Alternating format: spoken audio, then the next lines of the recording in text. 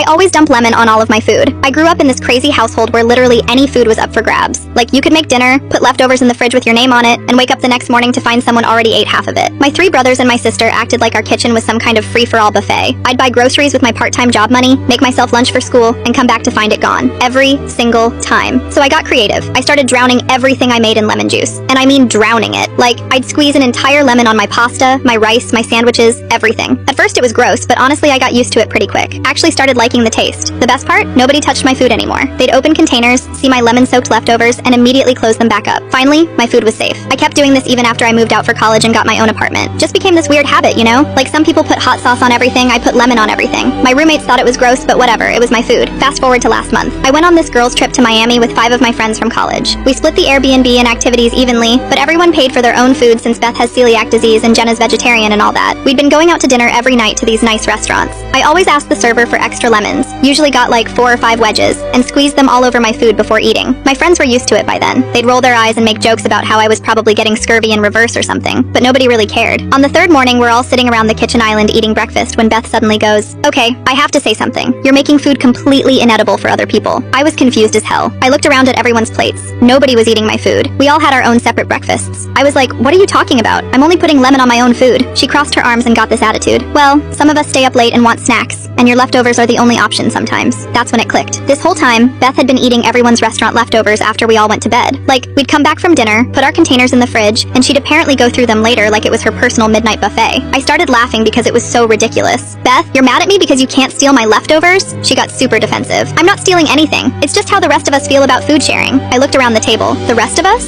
None of my other friends said anything. They just stared down at their plates looking uncomfortable. Beth kept going. "We're all friends here. Food should be communal. You're being selfish." I was getting pretty annoyed at this point. "If you want my leftovers, just ask. But don't get mad at me for protecting my food in a way that literally doesn't affect anyone else." The breakfast table went